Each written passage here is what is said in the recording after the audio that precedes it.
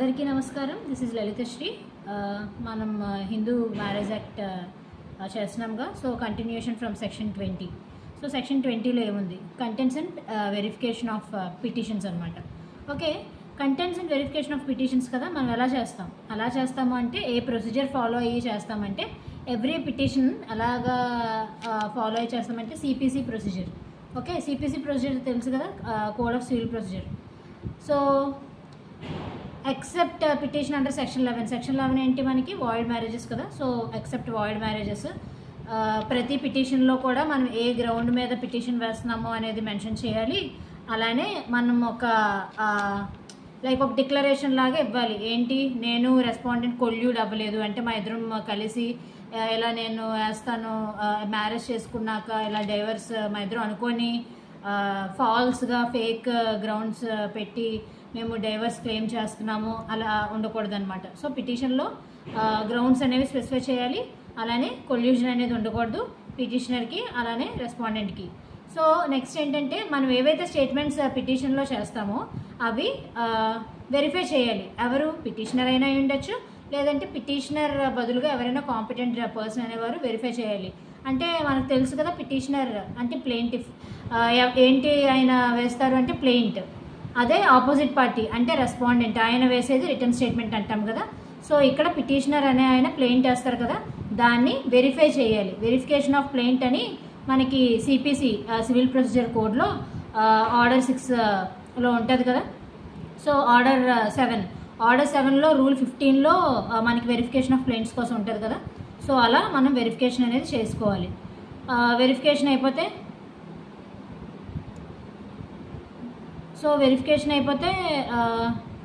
Verification of pleading స్పెసిఫిక్గా అయిపోయాక so court hearing అనేది ఉంటుంది. Next section 21.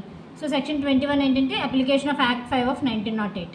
సో ఏవైతే ప్రొవిజన్స్ ఏవైతే ఈ యాక్ట్లో కంటైన్ అయి ఉన్నాయో, అలానే రూల్స్ ఏవైతే హైకోర్టు అనేది ఫ్రేమ్ చేస్తుందో ఇవన్నీ కన్సిడరేషన్లోకి తీసుకొని సో ఏవైనా ప్రొసీడింగ్స్ ఈ యాక్ట్లో అంటే ఆ ప్రొసీడింగ్స్ అనేవి జ్యుడిషియల్ సపరేషన్ కోసం అయి ఉండొచ్చు, లేదంటే ఆర్సీఆర్ రెస్టిట్యూషన్ ఆఫ్ కాంజుగల్ రైట్స్కి అయి ఉండొచ్చు, డైవర్స్కి అయి ఉండొచ్చు. ఇలా ఏ ప్రొసీడింగ్ అయినా మనం ఇనిషియేట్ చేద్దాము అని అనుకుంటే మనం ఏ ప్రొసీజర్ ఫాలో అవ్వాలి అంటే code of civil procedure CPC 1908 అనేది మనం ఫాలో అవ్వాలి. సో అయిపోతే 21Aలో ఏం చెప్తున్నారంటే power to transfer petitions in certain cases. Okay, power to transfer petitions in certain cases కదా. సో ఇక్కడ ఏంటి? జనరల్గా పిటిషనర్ ఉంటాడు, రెస్పాండెంట్ ఉంటాడు. ఒక పిటిషన్ వేసేటప్పుడు కదా, పిటిషనర్ ఏమో పిటిషన్ వేస్తాడు ఒక ప్రొసీడింగ్ ఈ యాక్ట్ ప్రకారం. సో అలాగా ఒక డిస్ట్రిక్ట్ కోర్టు ముందు దేనికైతే జ్యూరిస్డిక్షన్ ఉందో, జ్యూరిస్డిక్షన్ అంటే సో మనకు తెలుసుగా పరిధి అంటారుగా. సో అది జ్యూరిస్డిక్షన్ ఉన్న డిస్ట్రిక్ట్ కోర్టులో ఇప్పుడు ప్లెయింటిఫ్ అనేవాడు వెళ్ళి ఒక పిటిషన్ వేసుకున్నాడు. సో దేనికి? జ్యుడిషియల్ సపరేషన్ అండర్ సెక్షన్ 10కి, లేదా డైవర్స్ అండర్ సెక్షన్ 13లో. అలానే ఇంకొక పార్టీ ఎవరు? రెస్పాండెంట్. ఈయన ఏం చేశాడు? అందరు పిటిషన్ వేసుకున్నాడు అనమాట. ఇంకెక్కడ ఆయన కూడా ఒక డిగ్రీ అనేది రెస్పాండెంట్ కాదు, ఇంకెవరైనా అదర్ పార్టీ అంటే రెస్పాండెంట్ వస్తారు కదా మ్యారేజ్కి. సో ఆయన వెళ్ళి ఇంకో దగ్గర పిటిషన్ వేసుకున్నారు. సేమ్ ఆయన కూడా జ్యుడిషియల్ సపరేషన్ సెక్షన్ 10 లేదంటే డైవర్స్ సెక్షన్ 13లో ఈ 2 వాటిల్లో. కాకపోతే ఆయన సేమ్ కోర్టులో అయినా వేసి ఉండొచ్చు, లేదంటే డిఫరెంట్ కోర్టులో అయి ఉండొచ్చు, లేదంటే సేమ్ స్టేట్లోనే పిటిషన్ వేసి ఉండొచ్చు, లేదంటే డిఫరెంట్ స్టేట్లో అయినా పిటిషన్ అనేది వేసి ఉండొచ్చు. సో ఇప్పుడు ఎలా ఒకే పిటిషనర్ రెస్పాండెంట్ అంటే పార్టీస్ ఒకే సూట్కి సంబంధించిన పార్టీస్ డిఫరెంట్ పిటిషన్స్ వేరే కోర్ట్స్లో వేసినప్పుడు సో ఎలా అంటే ఏది ఫస్ట్ డీల్ చేయాలనేది ఒక క్వశ్చన్ అరైజ్ అవుతుంది కదా. సో అప్పుడు ఇఫ్ ద పిటిషన్స్ అనేవి ఒకే డిస్ట్రిక్ట్ కోర్టులో కానీ వేసినట్టు అయ్యి ఉంటే సో పిటిషనరీ వేసేసాడు, అలానే రెస్పాండెంట్ కూడా వేసేసాడు. దేనికి? జ్యుడిషియల్ సపరేషన్కి, డైవర్స్కి. అప్పుడు కోర్టు ఏం చేస్తుంది అంటే ట్రై చేస్తుంది అనమాట. బోత్ పిటిషన్స్ని ట్రై చేసి టుగెదర్గా ట్రై చేస్తుంది అనమాట. అలానే వింటుంది, ఒకేసారి వినేస్తుంది. లేదు ఒక పిటిషనర్ ఏమో ఒక కోర్టులో వేశాడు, ఈ రెస్పాండెంట్ వెళ్ళి అదర్ పార్టీ వెళ్ళి ఇంకొక కోర్టులో పిటిషన్ వేశాడు. సో ఏం చేస్తారు అంటే ఫస్ట్ ఏ కోర్టులో అయితే పిటిషన్ వేశారో ఆ కోర్టుకి సెకండ్ వేసిన పిటిషన్, దాన్ని లేటర్ పిటిషన్ అంటారు. ఈ ఫస్ట్ వేసిన దాన్ని ఫార్మర్ పిటిషన్ అంటారు. సో ఈ లేటర్ పిటిషన్ని తీసుకెళ్ళి ఏ కోర్టులో అయితే ఫార్మర్ పిటిషన్ అనేది వేశారో ఆ కోర్టుకి ట్రాన్స్ఫర్ చేసేస్తారనమాట. సో అప్పుడు ఆ కోర్టు దేనికైతే ట్రాన్స్ఫర్ అయ్యిందో ఆ కోర్ట్ అనేది ఇందాకలాగా 2 పిటిషన్స్ని డీల్ చేస్తుంది, ఒకేసారి డీల్ చేసి ట్రై చేస్తుంది అనమాట, ట్రై చేసి డిస్పోజ్ ఆఫ్ చేసేస్తుంది. సో అలానే మనం ఇక్కడ క్లాస్ బి ఆఫ్ సబ్సెక్షన్ 2లో చెప్తున్నాం కదా. సో ఈ ట్రాన్స్ఫర్ అనేది ఎవరు చేస్తారు అంటే కోర్ట్ అయినా ఉండొచ్చు, లేదంటే గవర్నమెంట్ అయినా ఉండొచ్చు. ఎవరైతే కాంపిటెంట్ ఉంటారో అండర్ సిపిసి 1908లో మనకి ప్రొవిజన్స్ ఉంటాయి కదా, అందులో చెప్తారు ఎలా ట్రాన్స్ఫర్ చేయాలి పిటిషన్స్ అని చెప్పి.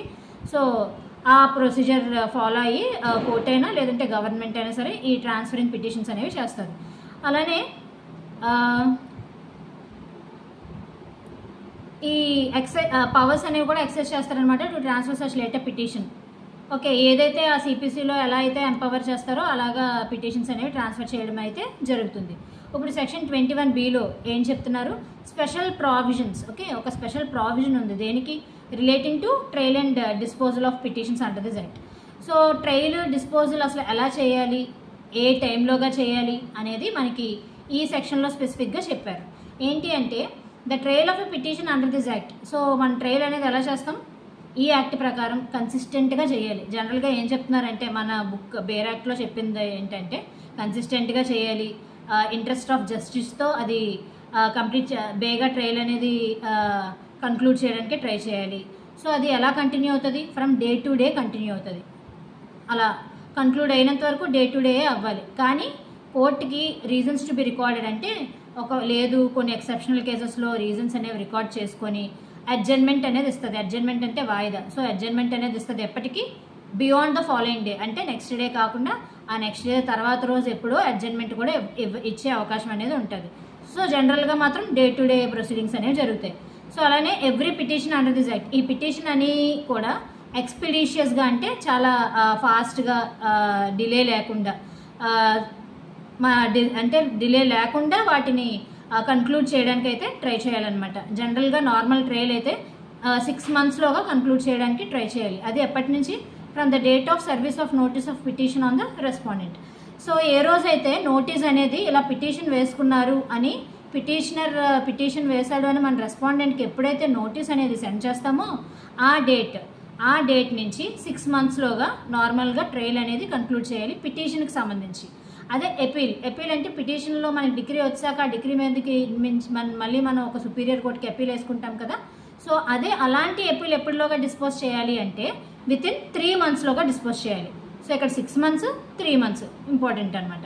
సో ఇక్కడ 3 monthsలోగా డిస్పోజ్ ఆఫ్ చేయాలి. ఎప్పటి నుంచి 3 months కౌంట్ ఉంటాయంటే ఏ రోజైతే మనం సర్వీస్ ఆఫ్ నోటీస్ అనేది రెస్పాండెంట్కి ఇస్తామో, ఎలా అపీల్ అనేది ప్రిఫర్ చేశారు అపీలెంట్ అని చెప్పి మనం రెస్పాండెంట్కి ఏ రోజైతే నోటీస్ అనేది ఇస్తామో ఆ డేట్ నుంచి 3 months కౌంట్ చేసుకోవాలి. సో 3 monthsలోగా ఆ అపీల్ అనేది డిస్పోజ్ ఆఫ్ చేయాలి, అంటే సెటిల్ చేయాలి. సో అయిపోతాయి డాక్యుమెంటరీ ఎవిడెన్స్ అనమాట. సో ఈ యాక్ట్లో ఒక ఎవిడెన్స్ అనమాట, ఒక డాక్యుమెంట్ తీసుకుంటున్నాం, అది అడ్మిసిబుల్ అవుతుంది ఇన్ కేస్ దాని మీద కరెక్ట్గా స్టాంప్ అనేది లేకపోయినా, అది రిజిస్టర్ కాకపోయినా సరే ఈ యాక్ట్లో అడ్మిసిబుల్ అవుతుంది. ఇక్కడ నో, అలానే ఇన్ అడ్మిసిబుల్ అని అన్నారు కదా, అక్కడ నో క్రాస్ చేసి ఇక్కడ ఇన్ క్రాస్ చేస్తే document shall be admissible in evidence అనమాట ఇన్ ఎనీ ప్రొసీడింగ్లో. సో అలా కాంట్రడిక్టరీ. ఓకే, అయిపోతే నెక్స్ట్ సెక్షన్ 22. సెక్షన్ 22లో ఏం చెప్తున్నారంటే ప్రొసీడింగ్స్ అనేవి టు బి హెల్డ్ ఇన్ కెమెరాలో ఉండాలి, అలానే may not be printed or published. So every proceeding ఈ యాక్ట్లో ఉండే ప్రతి ప్రొసీడింగ్ కూడా ఇన్ కెమెరా ప్రొసీడింగ్స్ ఉంటాయి. సో అలానే అవి ప్రింట్ కానీ పబ్లిష్ కానీ చేసేయడానికి వీలు ఉండదు, ఎక్సెప్ట్ జడ్జ్మెంట్ ఆఫ్ హైకోర్ట్ అవనియండి, జడ్జ్మెంట్ ఆఫ్ సుప్రీంకోర్ట్ అని అయినియండి.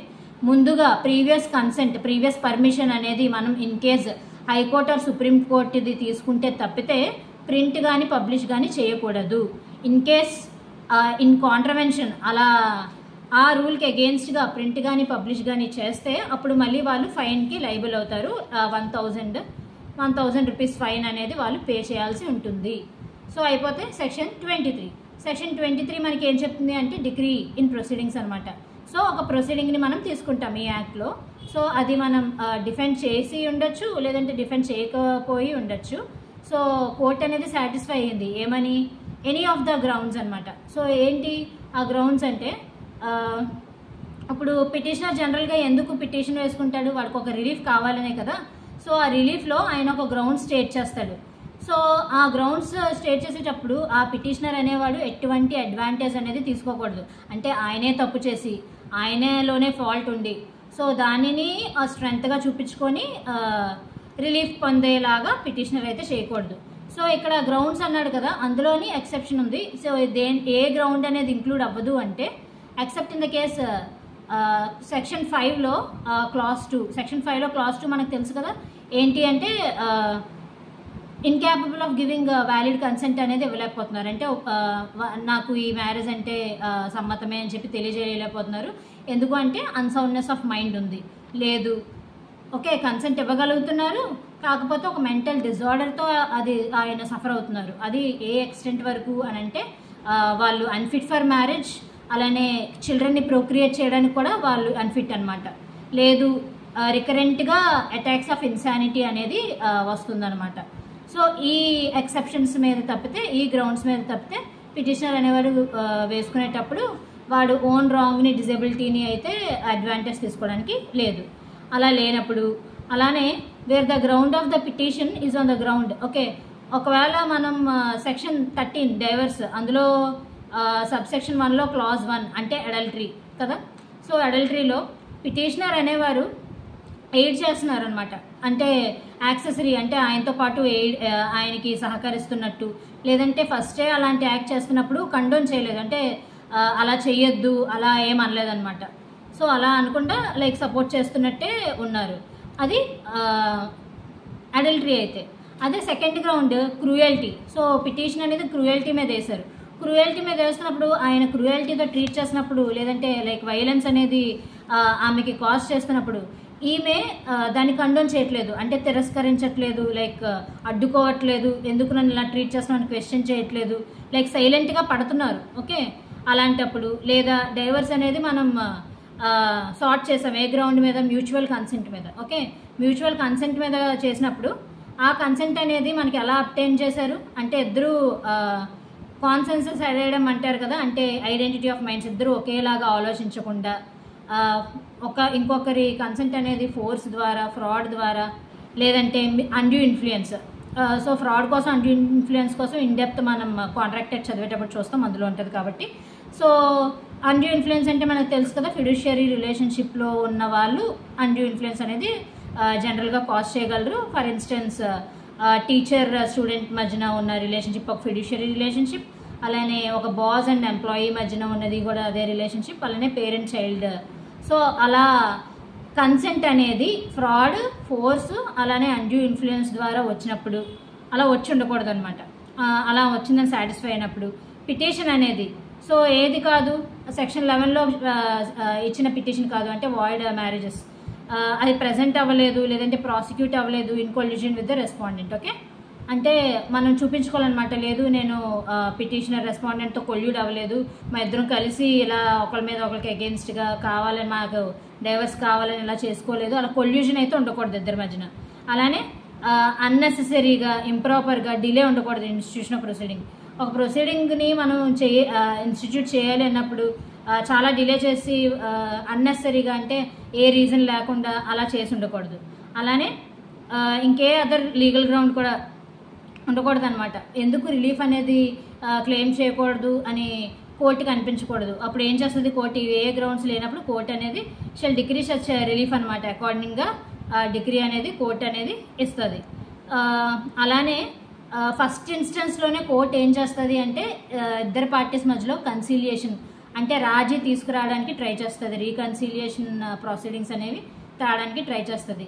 అలానే ఈ సెక్షన్లో ఉన్నవి ఏవి కూడా ప్రొసీడింగ్కి అప్లై అవ్వవు. ఏ ప్రొసీడింగ్కి అంటే గ్రౌండ్స్ ఏంటంటే సెక్షన్ 13లో మనకి సబ్సెక్షన్ 1లో 2, 3, 4 మనకి రీపీల్ అయిపోయింది. వైరిలెంట్ డిసీజ్ అని చెప్పి అది రీపీల్ అయిపోయింది. సో అది క్రాస్ చేసుకోవాలి. 2, 3, 5, 6, 7 అనమాట. మనం ఇందాక చదువుకున్నాక విసిడి కమ్ విఆర్ఎన్ అని చెప్పి. సో ఇక్కడ 2, 3 అంటే సియుఎం అంటే C for conversion, U for unsoundness of mind, M for mental disorder. అలానే విఆర్ఎన్ అంటే clause 5, 6, 7, V for venereal disease, అలానే 6 for R for renounced the world. అలానే 7 ఏంటి అంటే not heard for period of 7 years. So ఇందాక మనం section 13లో చెప్పుకున్నట్టు previous వీడియోస్లో, సో అలా ఆ గ్రౌండ్స్ మీద అయితే ఈ సెక్షన్ అనేది అప్లికేబుల్ అవ్వదు. అలానే కోర్ట్ అనేవారు సాటిస్ఫై అయ్యారు, ఏంటి ఒకే ఒక ఛాన్స్ ఉంది, మనం రీకన్సిలియేషన్ అనేది పార్టీస్ మధ్యలో తీసుకురావచ్చు, వాళ్ళ మధ్య రాజీ కుదర్చచ్చు అని అనుకున్నప్పుడు కోర్ట్ అనేవాళ్ళు ఒక ప్రాపర్ పర్సన్ అనమాట, ఎవరైతే పార్టీస్ అనేవారు నామినేట్ చేసుకుంటారో వాళ్ళకి రిఫర్ చేస్తుంది. సో అలా రిఫర్ చేసేటప్పుడు ప్రొసీడింగ్స్ని అడ్జర్న్ చేస్తుంది. ఎంత టైంకి? నాట్ ఎగ్జిడింగ్ 15 డేస్ దాటకుండా, ఓకే, ఒక రీజనబుల్ పీరియడ్లోగా పిటిషన్ అనేది అడ్జర్న్ చేసి, సో అప్పుడు డీల్ చేస్తుంది అనమాట మళ్ళీ ఆ పిటిషన్తో. సో ఆ పర్సన్కి రిఫర్ చేశారని చెప్పాను కదా, పార్టీస్ సెలెక్ట్ చేసుకున్నారు. సో ఆ పర్సన్ కన్సిలియేషన్ అనేది తీసుకురావచ్చు అని రిపోర్ట్ ఇస్తాడా, లేదు అని రిపోర్ట్ ఇస్తాడా, ఆ రిపోర్ట్ బేసిస్ మీద కోర్ట్ అనేది ముందుకి ప్రొసీడ్ అవ్వడం అనేది జరుగుతుంది. అలానే ఎప్పుడైతే మ్యారేజ్ అనేది డిజాల్వ్ అయిపోతుందో, అంటే డిగ్రీ ఆఫ్ డైవర్స్ అనేది గ్రాంట్ చేసేస్తారో, సో ఏవైతే కాపీస్ ఉంటాయో ఆ కాపీస్ అనేవి ఫ్రీ ఆఫ్ కాస్ట్ పార్టీస్కి అనేవి కోర్ట్ ఇవ్వడం జరుగుతుంది. సో అది సెక్షన్ 23 మనకి. So section 23A, so section 23Aలో ఏం చెప్తున్నారంటే రిలీఫ్ ఫర్ రెస్పాండెంట్ అనమాట in divorce and other proceedings. So entire యాక్ట్లో మనకి ఎప్పుడు పిటిషనరే పిటిషన్ వేసుకుంటాడు. సో ఎలా ఉన్నాయి అలా ఉన్నాయని అలెర్ట్ చేస్తాడు ఆపోజిట్ పార్టీ రెస్పాండెంట్ మీద.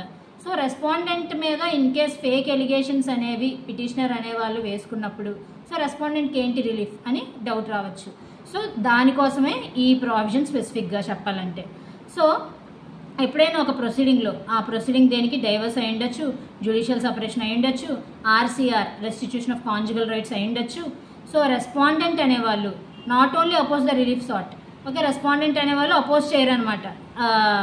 అంటే ఇలా పిటిషనర్ వేసుకుంటాడు, అడల్టరీ చేశాడు, రెస్పాండెంట్ క్రూయల్టీ చేశాడు, డిజర్షన్ చేశాడని.